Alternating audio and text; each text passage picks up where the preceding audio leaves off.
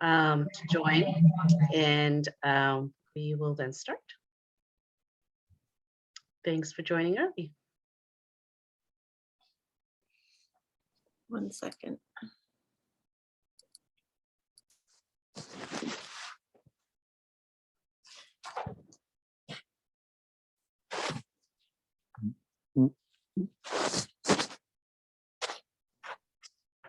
All right, it is 2 minutes after 4. So Amy, I think we should start. Okay. Welcome everyone on this crisp fall afternoon here in Boston.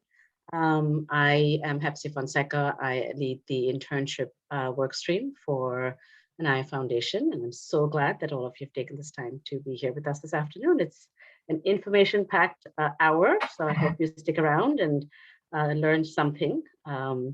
I am really thrilled to have Amy Reeves with us here, and I'm going to introduce her in a bit. But before we get started, just a few housekeeping rules for this afternoon. If you don't mind putting yourselves on mute, that way we don't hear my dog. Usually is the one who's the first one to kind of chime in the background. So, but definitely, take yourself off mute if you want to ask a question. And if you have, you can either put the question in the chat for now, but we'll have some time at the end as well to go back. So I want to make this really an interactive session. So definitely keep your questions handy. The session is being recorded. So for those of you who want to go back and listen to it, it will be hosted on the NIA website. So no need to take too many notes. Hopefully it'll all be there, but just wanted to let you know that as well. And so without further ado, I'm just going to run through kind of what our agenda is today. We're just going to do, again, an overview of kind of setting expectations for internships. Amy's going to take you in great detail about that. And we look at some kind of resources that we have pulled together for all of you.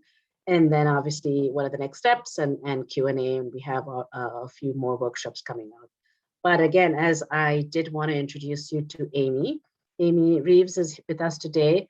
I am absolutely psyched and thrilled to have Amy here. She has really someone who has built a business around helping C-suite candidates on in their career tracks and providing them insights into best next steps for them. So couldn't have a better resource. I think we should all feel extremely lucky and grateful. So thank you, Amy, for taking this time this afternoon to be with us. She has also just released her, well, it's in publishing, it's not quite released, but a book. And so we're all going to be waiting with bated breath to really get hold of that and read that.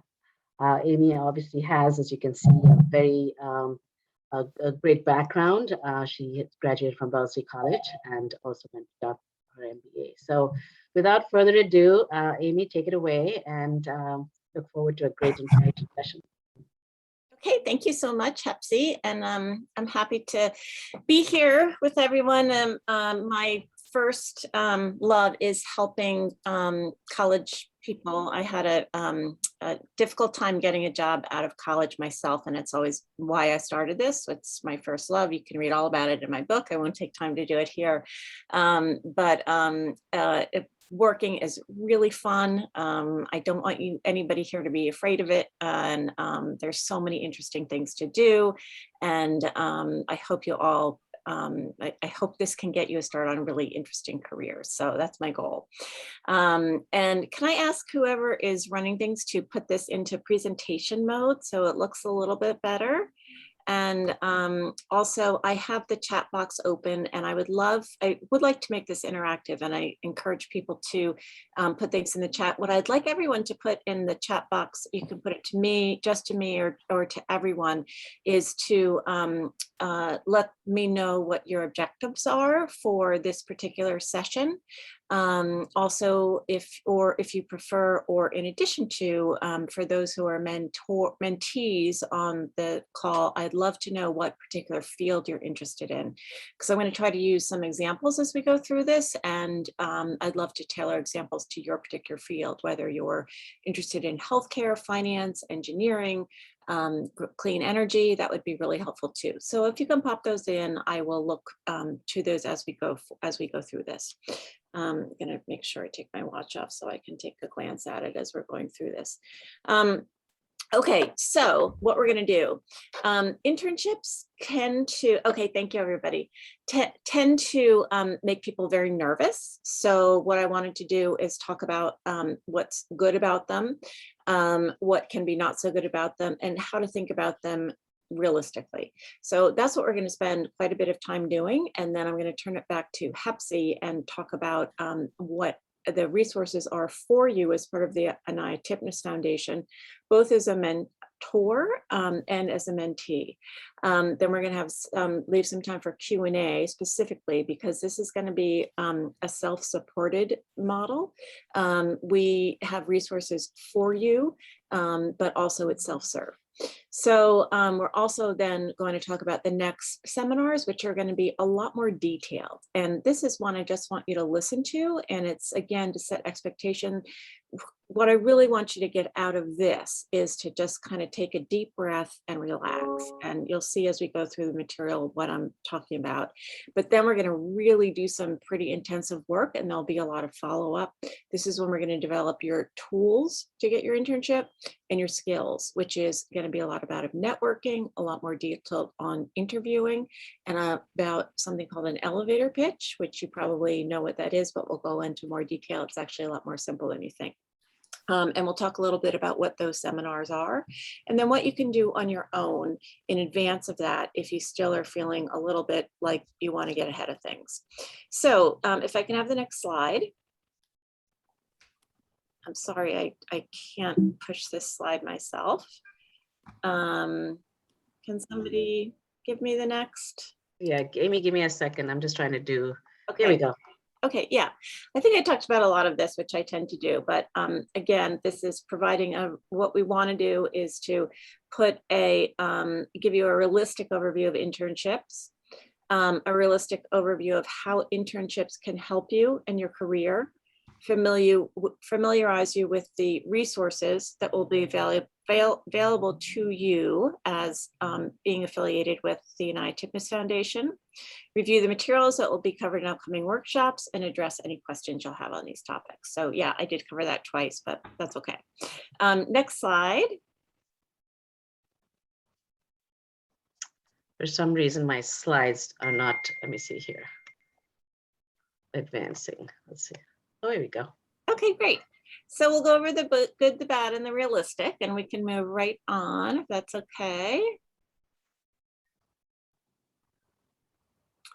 Okay, internship benefits. So as you think about an internship and what it can do for you, it generally falls into three categories, the benefits. And I'm sorry, I can't mute myself, but I do live in the city. So you might hear an ambulance or some traffic. A chance to make an impact. And in an internship, if you're lucky, you get a valuable opportunity to take on some short-term work that will give you an idea of the kind of work that you'll do. So if people are interested in biological research, pre-med, I'm seeing engineering, you might get into a lab, you might get into a design facility where you're working with maybe kind of a 3D software, maybe you're working with collecting data, maybe you're doing a very short-term project, you're understanding how it fits into the whole picture, and you're understanding how you're contributing to it and the methodology that you're using. That is a great scenario where you're getting a chance maybe even to apply something that you learned in school to something that you're doing that's going to have an impact where you understand the outcome and how it fits into the company's overall purpose and how it makes money. That is a great scenario that doesn't always happen. The next category of benefit is a chance to gain experience. So this will provide you with, maybe you're not getting that whole picture. Maybe you're getting maybe one day you're capturing data. Maybe another day you're looking at something under a slide. Maybe another day you're checking the work that someone has been doing in a piece of software. Still, you're getting experience. You're seeing what it's like to work in that company. Provides you with insight and experience for working in that kind of area. If you're working in a department, you see what it's like on a day-to-day basis. And the third one is just simply a chance to learn. Maybe you're doing even less than that. This is also possible. You could be reviewing documents that were done by another intern. You could be reviewing a project that's going to be done in 3 months and making sure all of the validating documentation is in order. You could be asked to change a filing system. What you're getting there is a chance to learn how to act, interact, communicate. Maybe you're using a software that is very commonly used in biomedical research. And maybe people are asking you every now and again to come up with a particular article, find a particular article and summarize it for you. You're getting a general chance to learn in an industry setting, understand the glossary, understand the language, understand the behavior. Those are all the good things you can take from an internship. And I'd like to stop and ask people who are on the call who have had internships, and I'd like to open it to mentees and mentors. If you can give me the next slide. Does anybody have any examples of these in any category? And just ask anybody to chime in on ringing a bell for things that have landed into one of these categories or examples of internships that they've had.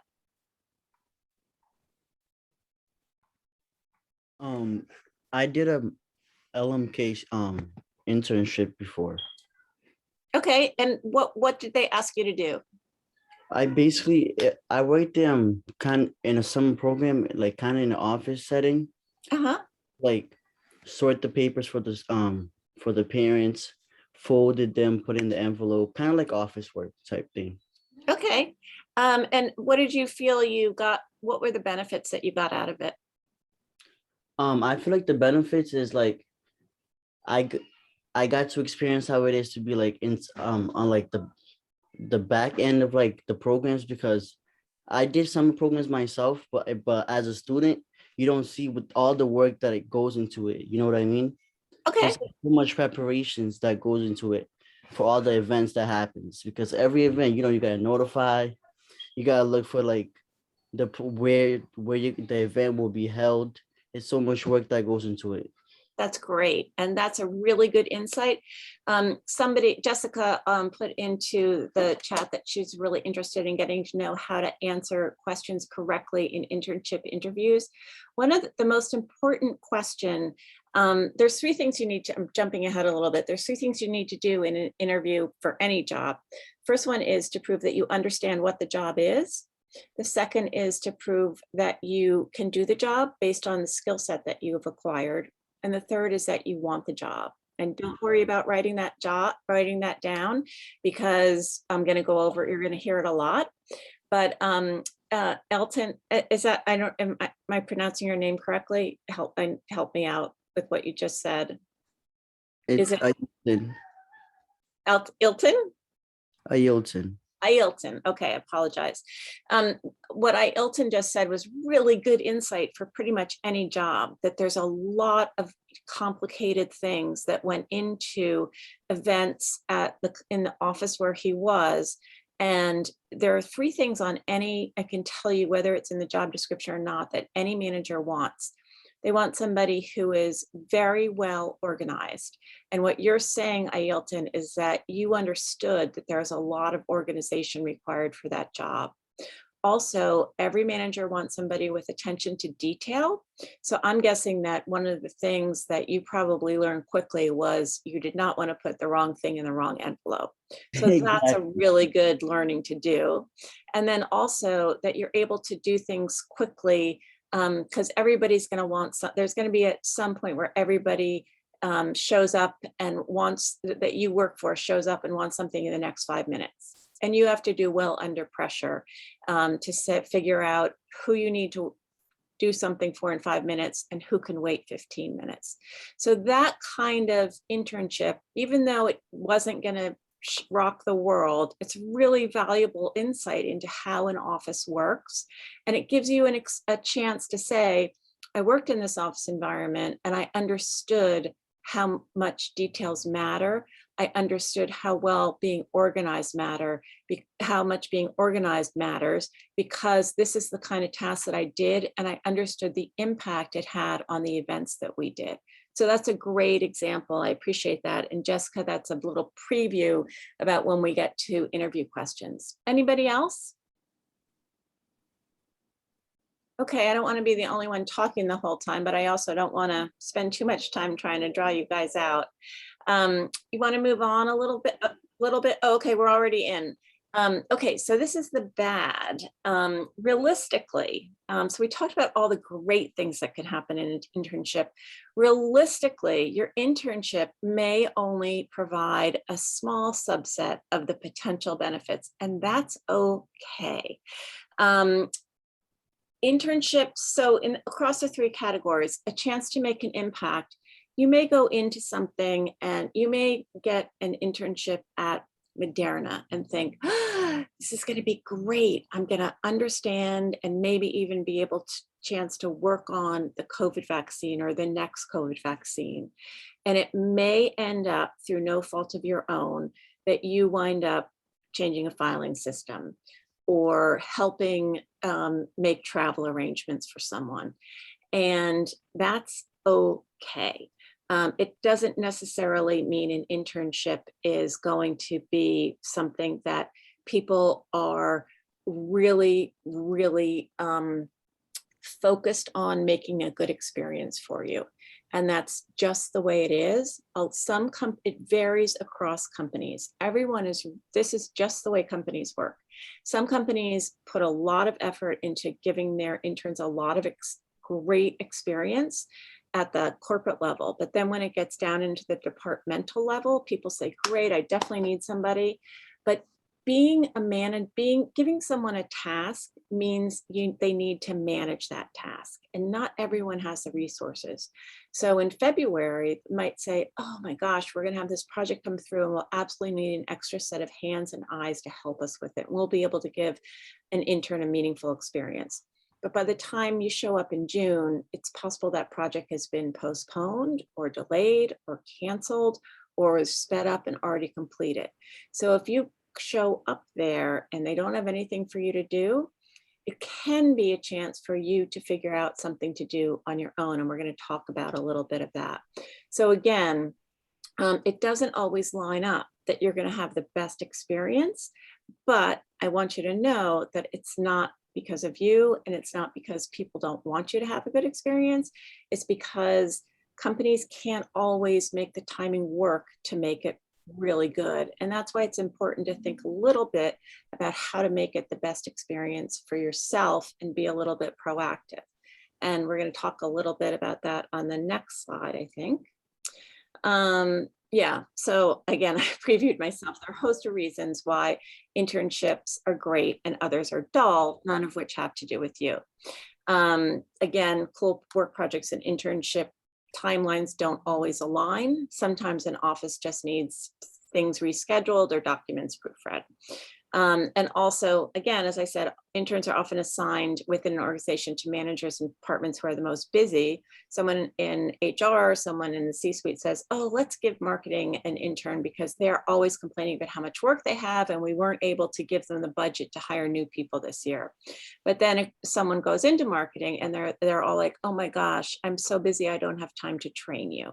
And then it falls to the marketing person to kind of figure out a way to help or to train themselves or to find meaningful work themselves.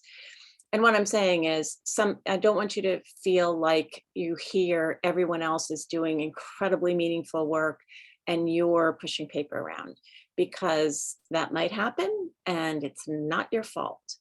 Let's keep going because there's a little bit more about it, about internships in general. The realistic part of this is that getting an internship is great, but it's just a start. And one of the things I wanted to tell you, so I was a hiring manager for many, many, many years, and I'm very old. I don't want to mention how many years, but trust me, I'm quite old. And when I would see a great internship come through, it would usually tell me that that person was connected.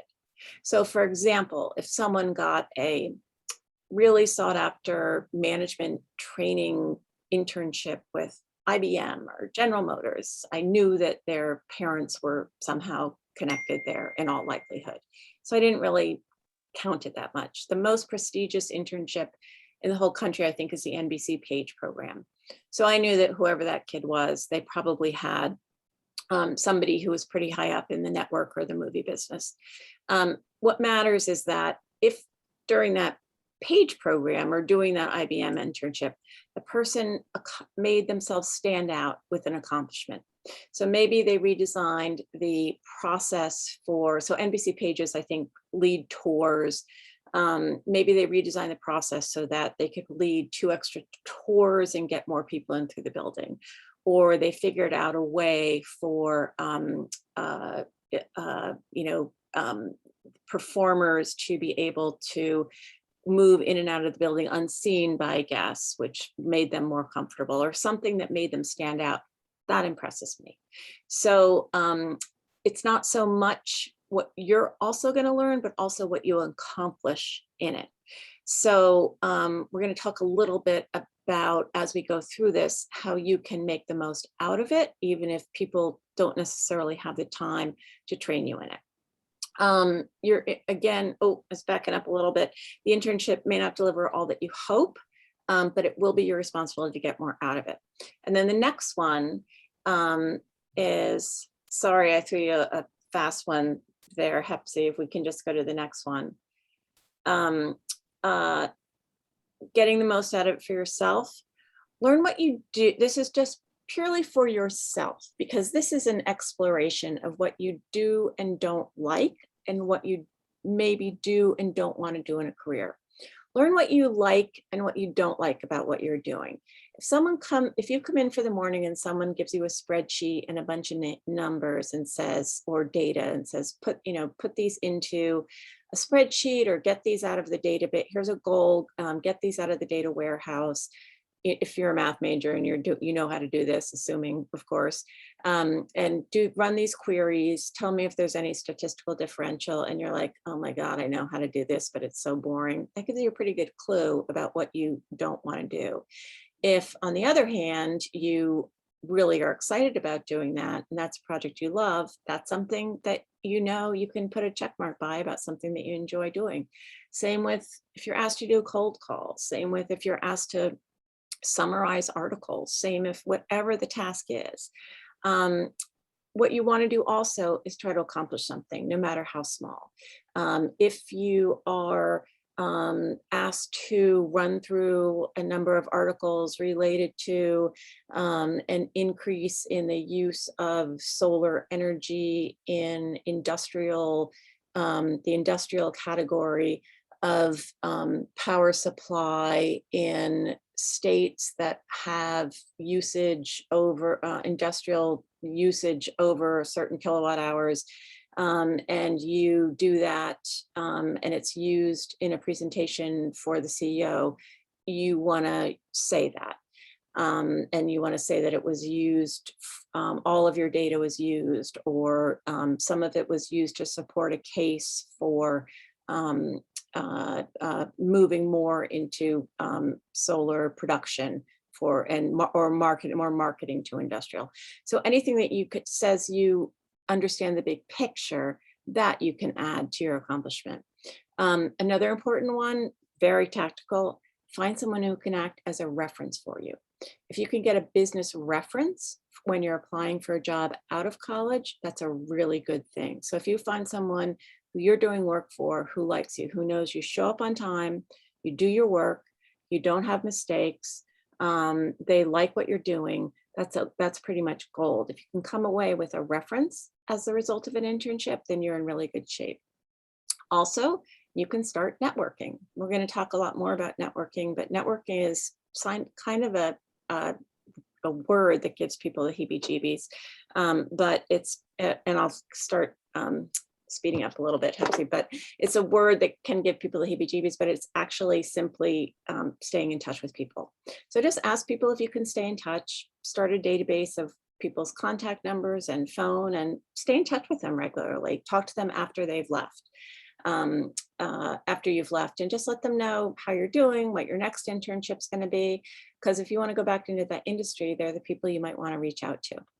And that's it. I think at this point we're gonna, I'd stop and ask for questions about anything that I said, and then we're gonna turn it over to Hepsi. Oh, no, I have one more slide, sorry. This is really interesting, a statistic I found. So internships are great, and this is where I want you to take a deep breath. They're not critical to your career success. So look at these statistics. On average, students who did not complete an internship received 0.98 jobs per average. That's like having 2.3 kids on average. And students who did at least one internship received 1.17 job offers. So, you know, averages, not things you want to really rely on, but overall, not really a lot of difference between people who have had internships getting jobs and people who have not had internships getting jobs.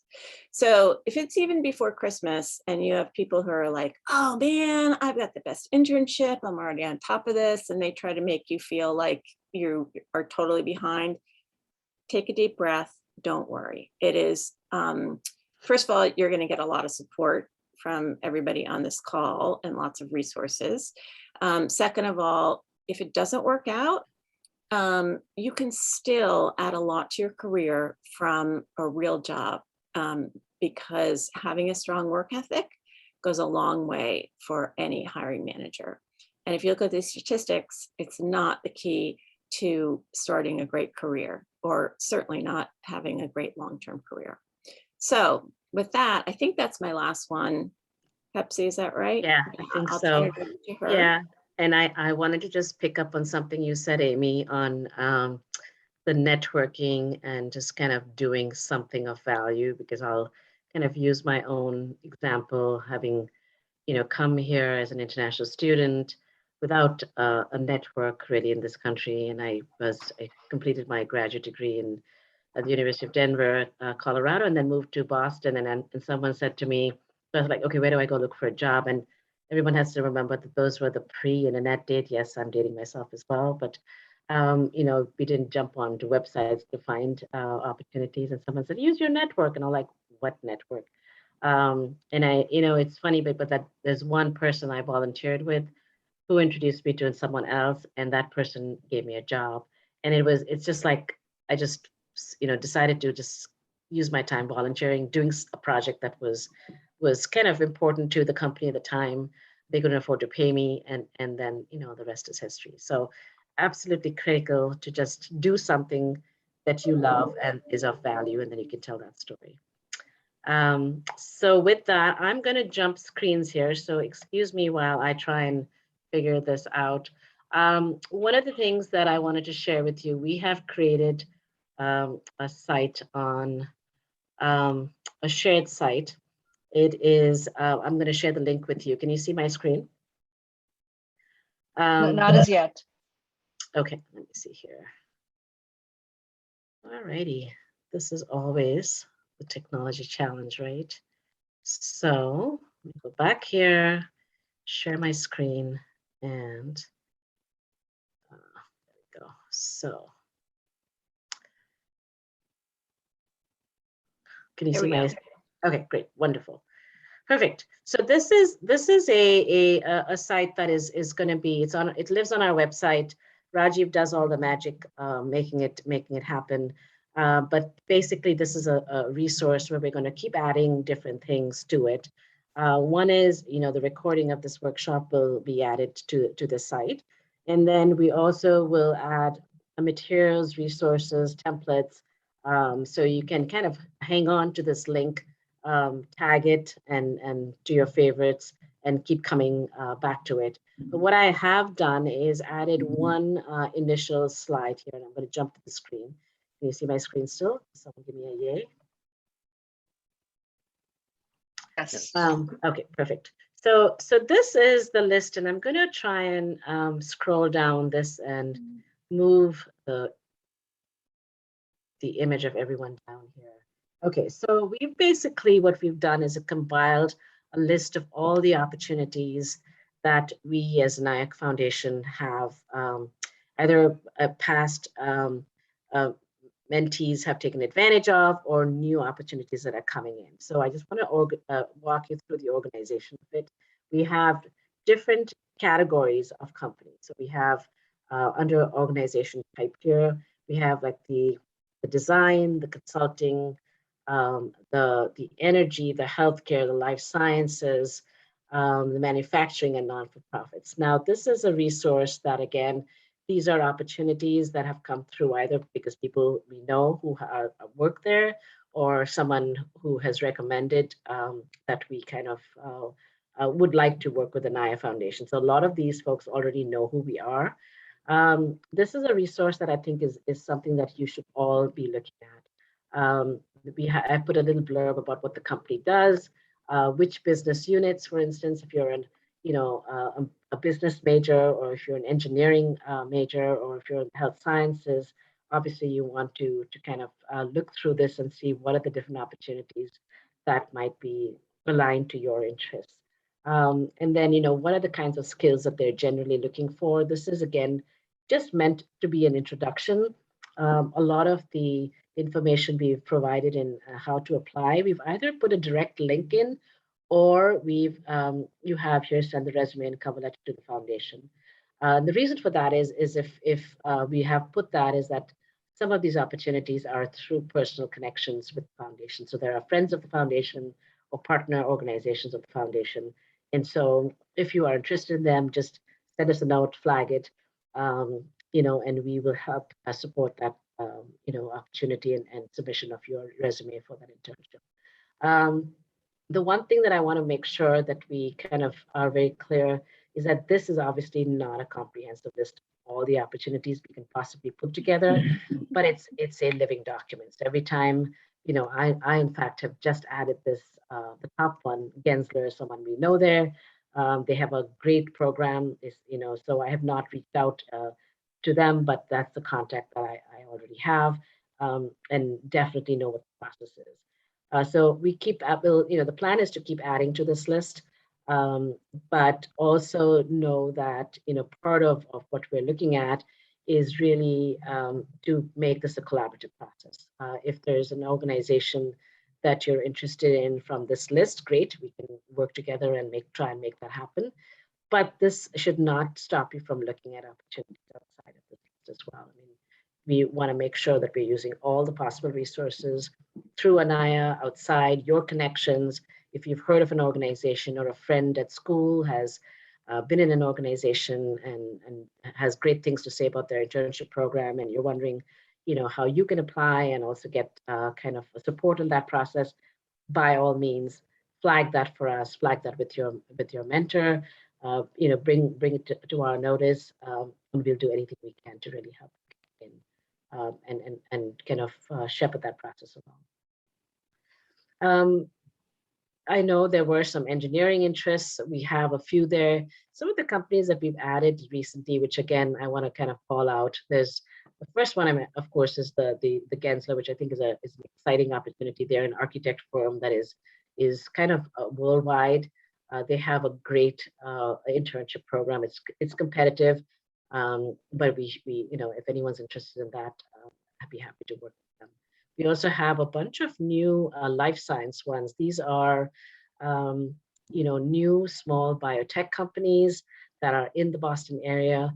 I wanted to kind of, pick up on something that Amy said earlier, is that sometimes we have scholars who come to us and say, I really want a pre-med track. And in their minds, it's like, I want to work for a hospital. And that's great. I mean, if that, can happen and we can help you make it happen, that would be great. But obviously those are fewer and harder to get opportunities. One of the things that I always encourage people I work with, younger college-going students, is that don't kind of have a narrow definition of what that pre-med track can be. I know we had someone last year who was also in a pre-med track, and we were kind of having a difficulty trying to get a perfect alignment. And we said, what about a clinical trial, a company that has a clinical trial process, as in is in the drug development phase. And so, we made that match.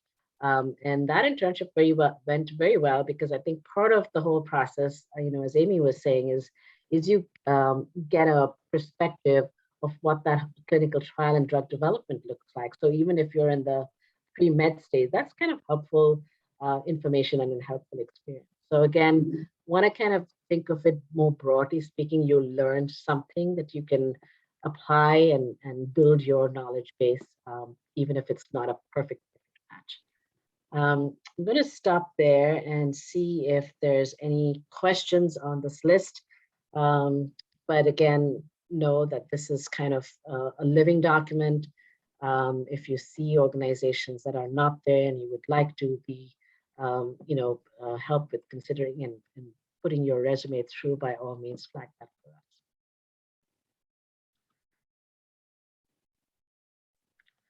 us. I also wanted to call out this one non-for-profit. We have a couple of non-for-profits here. The Pan Mass Challenge is something I just added in actually yesterday. Happened to meet with the CFO at the Pan Mass Challenge. She was super excited to actually work with the Anaya Foundation. So these are some great organizations, and hopefully something in here for everyone. But if not, as I said, we'll be happy to work with you. I think that's it for me right now, Amy. If there are any questions, take yourself off mute or feel free to put them in the chat.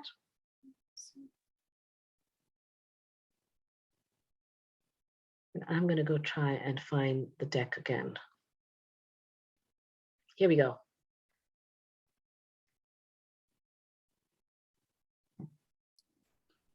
Okay, thank you.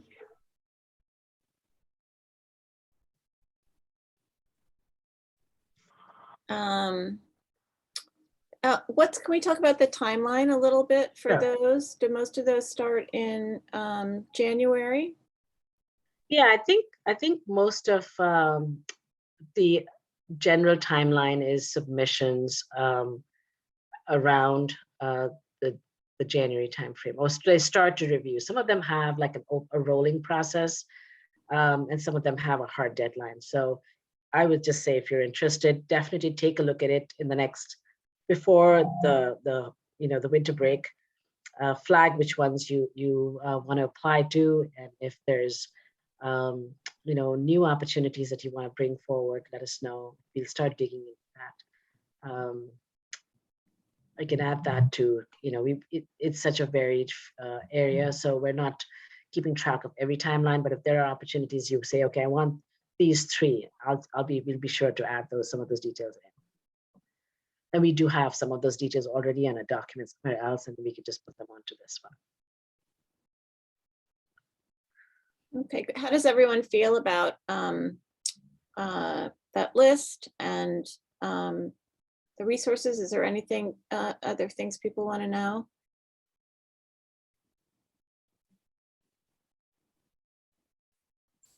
Okay, Ailton, I love it. You're our representative for good interaction. Thank you. I want to see some other people showing up.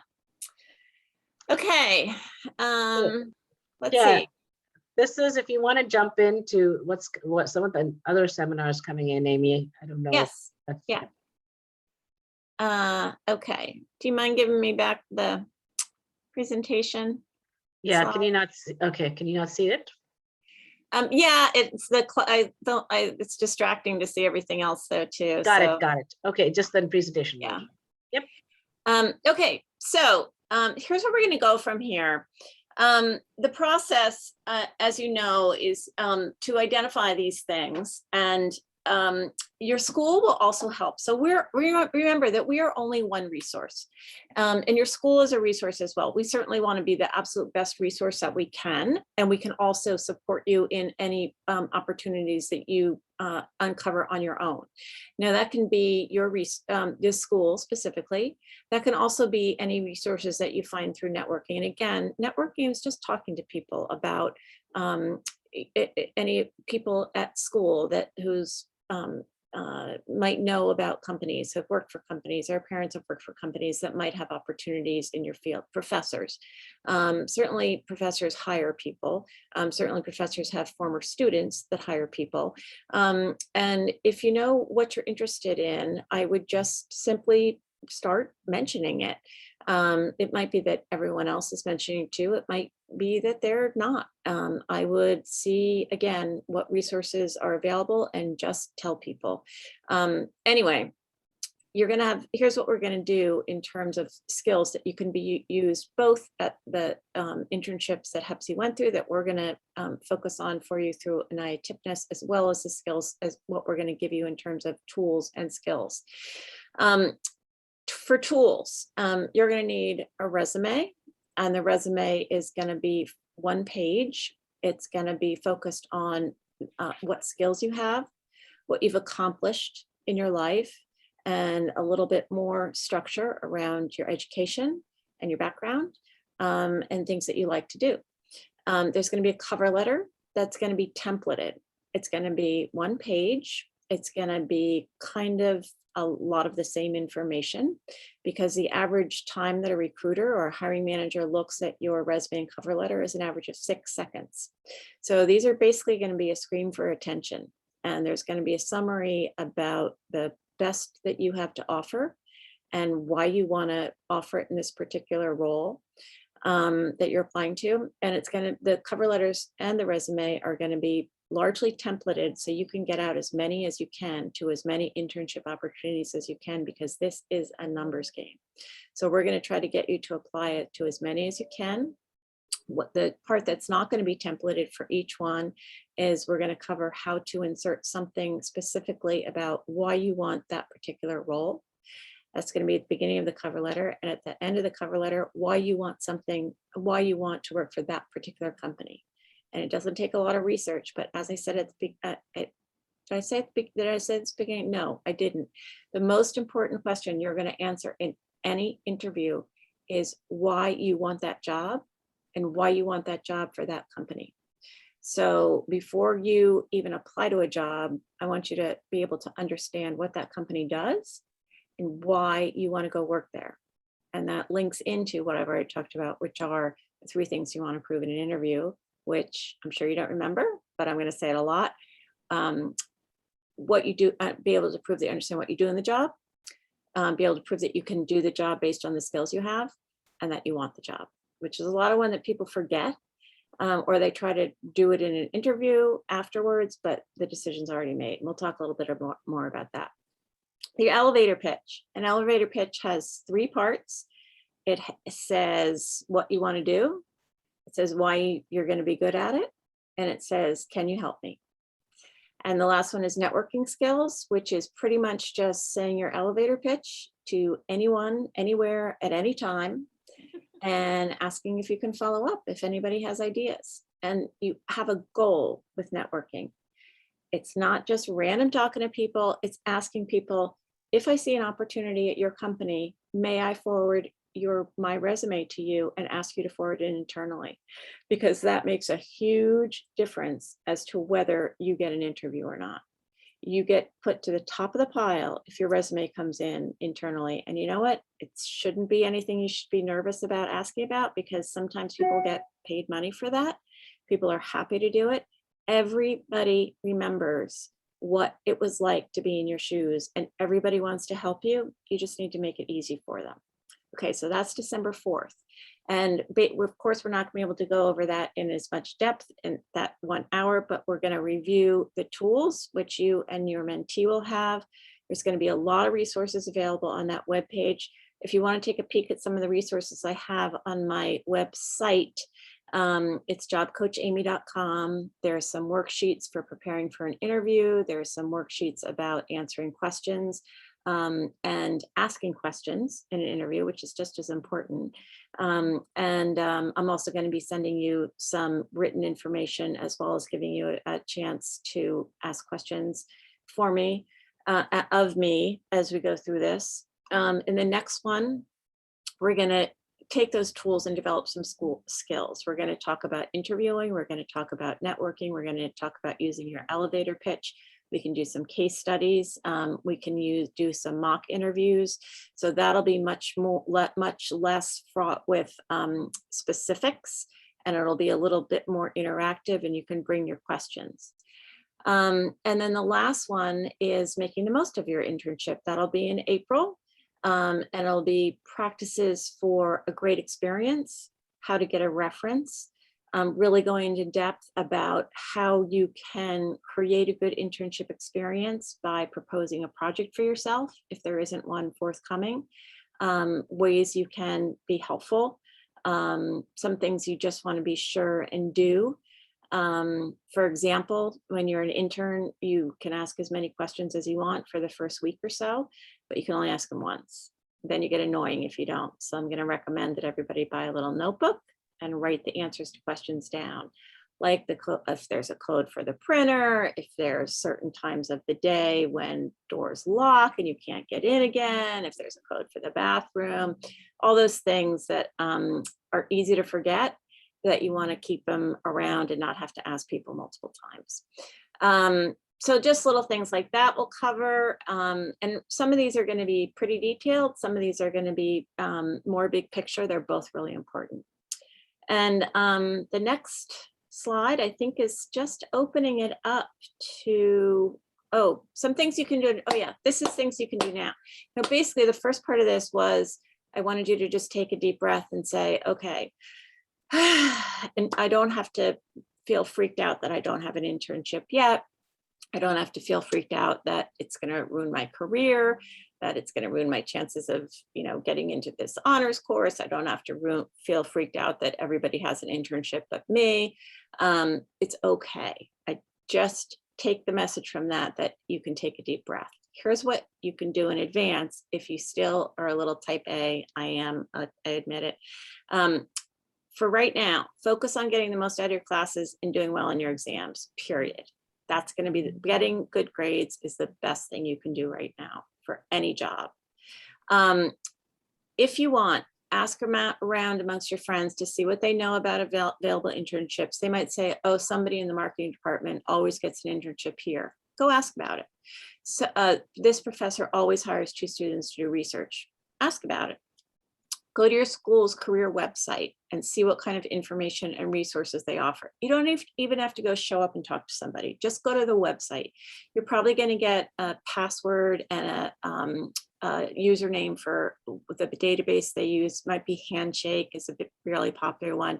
Just take a look around, see what they offer, see what they say about internships. They might not they might not offer them for freshmen. You might have to be a junior.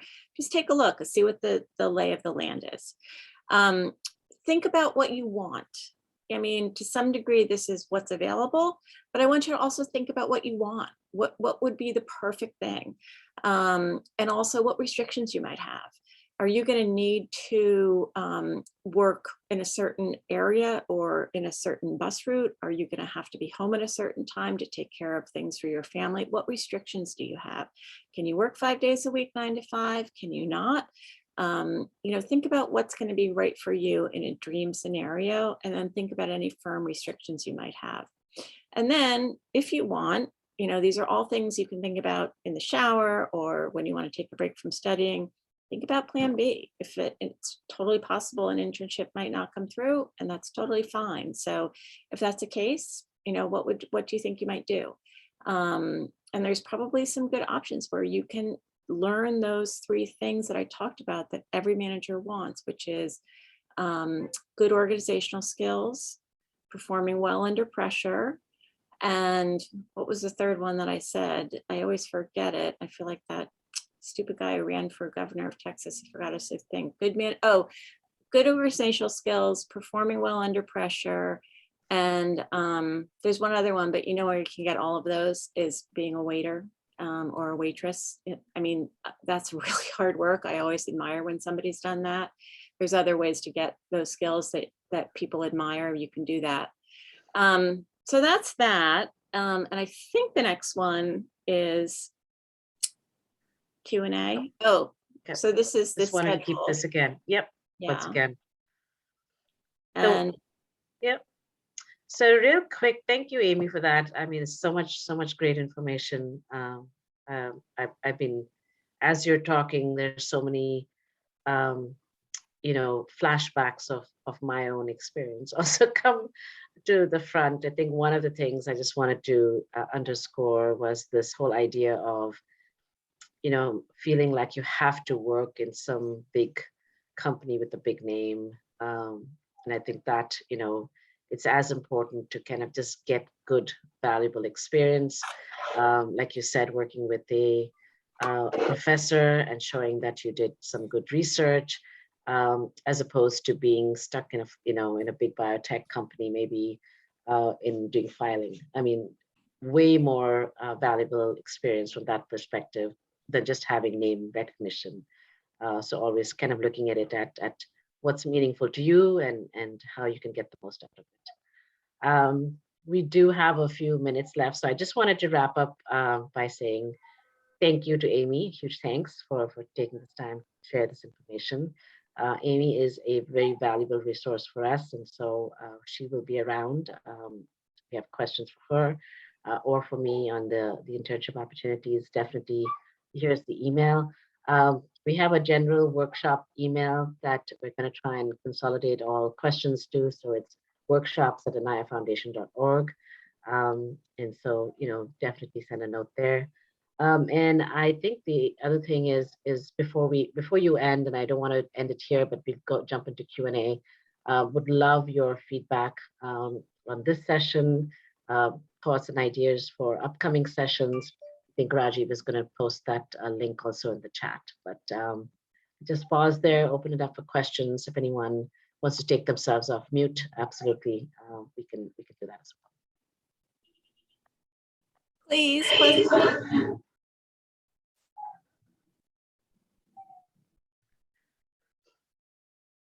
Do people feel that this will prepare them well enough? Is there anything people would like to see covered in the upcoming workshops that I didn't mention?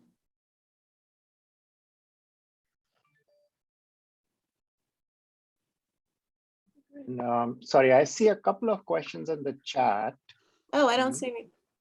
I think there's one. Are the resources, can they be listed, given to a family member? I don't know how to answer that. Hepsi, do you? This is resources, absolutely. I mean, where the access to it, I think people have, Rajiv, correct me if I'm wrong, but this is a Naya Foundation. So if you are part of the foundation, you should have access, but there's no need. There's no need, if you want to share that specific opportunities, or these are opportunities that are basically available to anyone. So, it's public information. So we are, the goal really is to help people with opportunities and networking and everything. So, go ahead. Yeah, I see Pedro has raised a hand. Yep. Yeah, I was just wondering whether we could next time focus on, for folks who are interested in medicine, biosciences, maybe have them focus on opportunities in the large hospital systems, Mass General Brigham, Bethesda Lahey, Tufts Medical Center, UMass Medical Center, that type of thing. Can you be a little more specific about about what types of jobs there are, or in research or administration or IT or? All of the above. Yeah, I think that when I worked at a health center affiliated with the Brigham, I had several interns. They happened to be from Tufts, and they worked with me in helping me with databases, organization, evaluating walk-ins, a variety of things. That's why I think flexibility is of the essence when it comes to doing an internship. And one of them, at least one of them, has gone on to medical school, med school at Brown, and the other one is doing some nice public health work at Mass General. So just be flexible and get to know what the hospital system looks like, either in doing administration, So, whatever. so I didn't go, so it's interesting. I could certainly do a whole session on the types of jobs there are, because as I said, it's essential to understand what the job is. Right. And Hepsi and I talked about, you know, at least with seminars I do with clients, it's at least once a week I run through the drug development process, because that's the foundation of so much that happens in the world. There's so much background that goes on with databases because patient records are so fluid right now, and there's so much change happening in the world of healthcare systems at the enterprise level, and being able to share records and being into transition levels. Then there's the nature of research is so different, and then there's the nature of there's devices, there's, it's difficult, and then there's, Right. So I'm not really sure. So Amy, I was just kind of, and I think that's an excellent question. I think there's a lot of scholars we have who are interested in that area. We actually have a few that are in the hospital. So I think that the one I'm going to just kind of focus on is this opportunity here that's currently listed. It's at the Dana-Farber Boston Children's Cancer and Blood Disorders Center. One of our actually mentors runs a lab at the institute, and it's a very prestigious, affiliation to Dana-Farber. So we actually are. I wanted to call this out actually while I was going through these opportunities. We are looking for at least a couple of scholars who are interested in research at the Broad Institute. So that's one opportunity. There is another one at Milford Hospital that is also listed here. These are obviously very competitive opportunities. So, we want to kind of make sure that we're aware that while we may have a connection point in to submit a resume, that this is kind of something that is looked at with many kids coming in. But these are two that are definitely, opportunities that are already here. We have connection points. At the Broad Institute, I know we have at least two opportunities for two of our scholars to kind of, have an opportunity to get in. So definitely look at that. If anyone's interested, send me a note, and we can put those names through.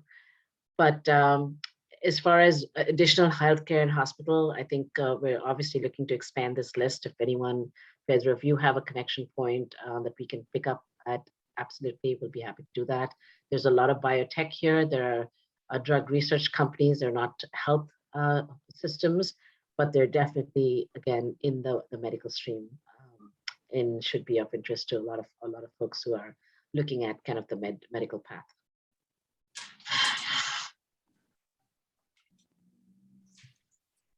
We may have time for just one more question. There is.